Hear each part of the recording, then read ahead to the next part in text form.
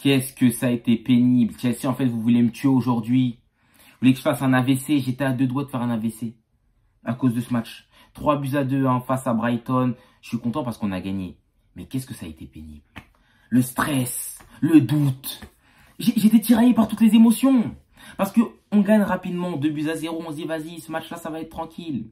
Brighton, c'est pas la deuxième fois qu'on les bat. Ça va être la 3e fois. Parce qu'on les a battus en match amical en début de saison. Beaucoup de gens vont me dire, ça compte pas. Mais moi, je m'en fous. Pour moi, ça compte. Les amicaux en début de saison, pour moi, ça compte. On les a battus en amical. On les a battus en coupe. Là, c'était un match de championnat. On devait les battre. Mais bon, après, il y a un paramètre qui devait rentrer en compte. Chelsea, la dernière fois qu'on a gagné un match à domicile en Première Ligue, c'était face à Luton le 25 août. Depuis, à domicile, on n'avait fait aucune victoire. On est poisseux chez nous, carrément. Mais bon, alors qu'on pensait avoir bien commencé le match, on se fait égaliser, on prend un carton rouge. C'est la combienième fois qu'on prend un carton rouge cette saison. J'ai l'impression que c'est le 4e, peut-être. Gusto, je sais qu'il en a pris un, Reece James aussi. Là, il en prend aujourd'hui Gallagher. Mais frère, vous savez quoi avec les cartons rouges, les gars? Calmez-vous. Calmez-vous. Non, ça devient trop. Franchement, ça devient trop. Parce qu'on se met une épine dans le pied tout seul, en fait, au final. Malgré ça, on réussit quand même à marquer. Enzo Fernandez qui marque un deuxième penalty sur une super action de Mudryk, les gars. Misha Mudryk, qu'est-ce que vous en avez pensé de son match? Merci, Misha. Moi, je t'aime trop. Tu sais très bien. Le maillot, il est floqué Mudryk, de toute façon, vous savez déjà. Enzo qui marque, qui fait une top performance, franchement. 115 millions d'euros. Moi, j'ai déjà dit plusieurs fois que c'était un des meilleurs milieux de terrain en devenir de Première Ligue.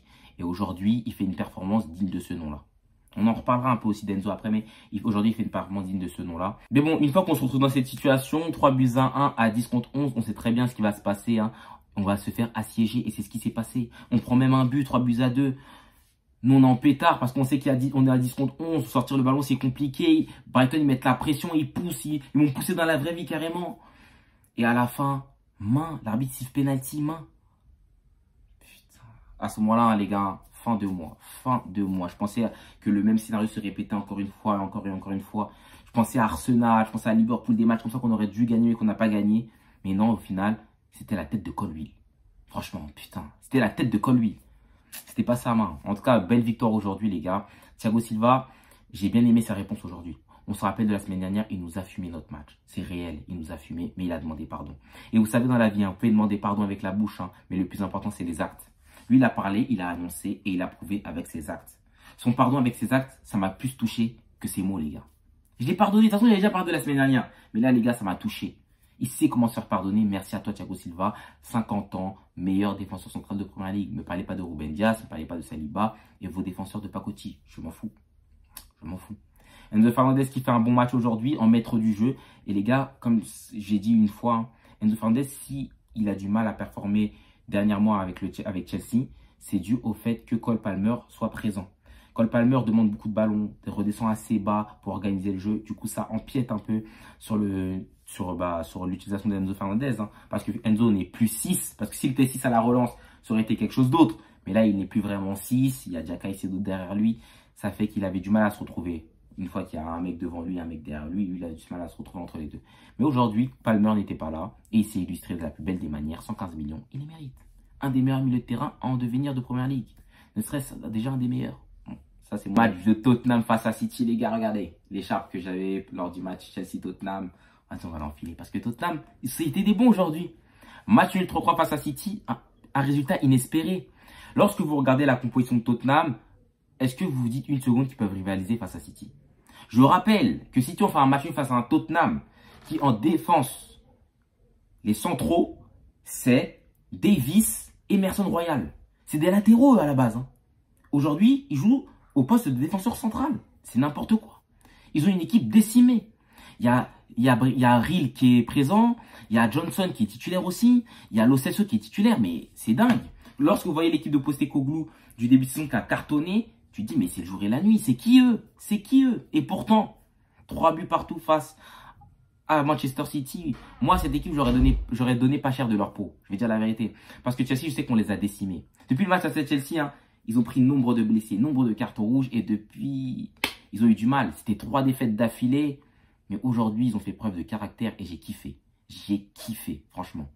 Postecoglou, je ne sais pas ce qu'il dit à ses joueurs, hein, mais c'est pertinent. Il leur donne un truc, c'est pas possible. City aujourd'hui, qui ont fait une grosse première période, mais qui ont raté énormément d'occasions. Oh, combien d'occasions manquées. Haaland qui est un peu dans le dur au niveau de la finition en première période, ça fait que bon, il réussit pas à marquer. Doku qui frappe la barre, ça frappe le poteau, Alvarez. Mais frère, Je me suis dit, ils vont pas tenir, ils vont exploser, moi, Tottenham. Ils vont se retrouver peut-être 4-1 à la mi-temps. Mais non, ils ont résisté. Et la deuxième mi-temps leur a donné raison. Parce que Manchester City est descendu largement en termes d'intensité. Et ils ont laissé place à Tottenham. Tottenham a libéré son jeu. Hutchinson, on va dire la vérité, aujourd'hui, c'est peut-être le joueur qui, en première ligue en activité, qui a marqué le plus de buts face à Manchester City. C'est un serial killer. Il a un truc contre eux. À chaque fois, c'est lui qui plante.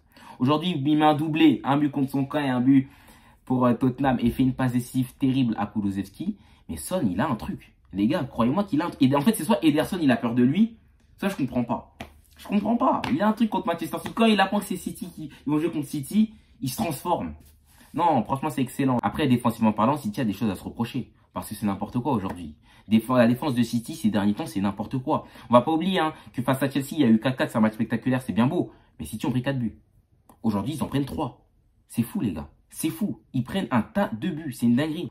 Mais par contre, un des faits les plus marquants de ce match, on est obligé d'en parler. L'arbitrage en première ligue, Simon Hooper, qu'est-ce que t'as fait?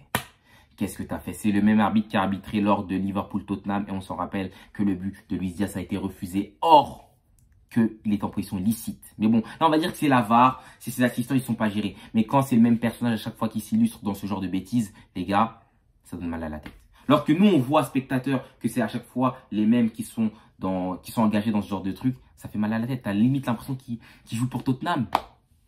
Parce que Simon Hooper, tu laisses l'avantage. Ah non, Haaland, il fait une passe à Grealish. Il va se retrouver face au gardien. Tu siffles. Tu siffles. T'es pas censé avoir laissé l'avantage. Qu'est-ce qui s'est passé? Je sais pas, en fait, peut-être il a levé les bras, il a sifflé sans faire exprès. Parce qu'il était fatigué. Non, je comprends pas. Moi, je comprends pas. Aujourd'hui, l'arbitrage en première ligue, il y a tellement de scandales à chaque gros match. Il y a des faits marquants comme ça. Qu'est-ce qui se passe là-bas? Vraiment, qu'est-ce qui se passe là-bas? Je me rappelle encore de Newcastle, Arsenal, de même Arsenal, Manchester City, Kovacic qui se fait pas expulser. À chaque fois, il y a des trucs comme ça. Et franchement, pour le meilleur championnat au monde, je trouve que c'est, entre guillemets, en vrai, c'est inadmissible. C'est inadmissible. D'autre côté, on a une victoire 4-3 de Liverpool, les gars. Cette équipe, c'est une équipe de réaction cette saison. C'est une équipe de réaction. Combien de fois ils ont été dans des positions douloureuses? Ils devaient perdre des matchs. Parce que le match face à Newcastle qui réussissent à gagner, ils devaient le perdre à la base. Ils sont 10. Mais à chaque fois, c'est le même scénario. Ils reviennent et ils reprennent l'avantage. Cette saison, ils ont dû avoir 2-3 matchs comme ça à domicile contre des équipes moyennes. Des matchs où ils sont revenus à chaque fois, c'est exactement le même scénario tout le temps et tout le temps. Face à City, un match compliqué, ils ne doivent pas revenir. Ils égalisent. Franchement, c'est une équipe qui a du caractère. On peut dire que c'est pas l'équipe qui pratique le plus beau football de Premier League cette saison. Mais ce qui est réel, c'est que c'est une équipe qui a du caractère et un vrai caractère pour revenir à chaque fois dans ces matchs-là. Aujourd'hui, ils sont dans le top 3 de Premier League grâce à ça. Grâce à ça, c'est leur caractère qui les sauve. Parce que défensivement parlant, ils se loupent beaucoup. Le gardien aujourd'hui, on ne sait pas Alisson, c'est vrai. Mais frère, regarde ce que tu fais, frère. Regarde ce que tu fais, frère. Par contre, ce qu'il faut dire dans ce match-là, c'est qu'il y a eu énormément de bangers venant notamment des joueurs de Liverpool. Le but de McAllister, c'est une dinguerie. Le but de Endo, une touche lucarne, c'est une dinguerie. Le coup franc d'Arnold, c'est une dinguerie. Et ce but à la fin du match, reprise au volet, non, demi-volée, but, magnifique les gars. Non, franchement, on va dire la vérité, les buts ont été au rendez-vous aujourd'hui et le scénario, encore une fois, dingue. 2 buts à l'espace de 2 minutes. Je sais même pas comment fait la mi-fond pour prendre ces 2 buts-là. Mais bon, comme on a dit, Liverpool, ils savent pousser au bon moment. Ils ont réussi à pousser. La force de caractère, ça a été réel. Et Arnold, en ce moment, franchement, il est dur à jouer. Cancelo est très bon en ce moment, je sais aussi. Mais Arnold, c'est son moment. C'est lui en ce moment. C'est c'est le joueur de Liverpool. C'est lui qui fait les décisions. Il est défenseur droit, je vous rappelle. Aujourd'hui, il met quasiment un doublé. Juste le premier but, bon, il n'a pas été accordé, mais frère, c'est grave Arnold. C'est lui en ce moment. C'est lui qui décide. Défensivement parlant, on a déjà fait son procès 1000 fois. Mais offensivement parlant, il faut dire la vérité, c'est lui le meilleur offensivement parlant. En tout cas, Tottenham qui récupère un très bon résultat. C'est des guerriers, ils ont été patients. Ils ont su exploiter leur temps fort et ils ont marqué. Et Liverpool qui a été une équipe à réaction et qui a fait du coup le taf en vrai, même si ça a été un match compliqué. Et Chelsea, on n'est pas condamné à l'échec les gars. On n'est pas condamné. Manchester City United, on arrive méchant. À bientôt les gars.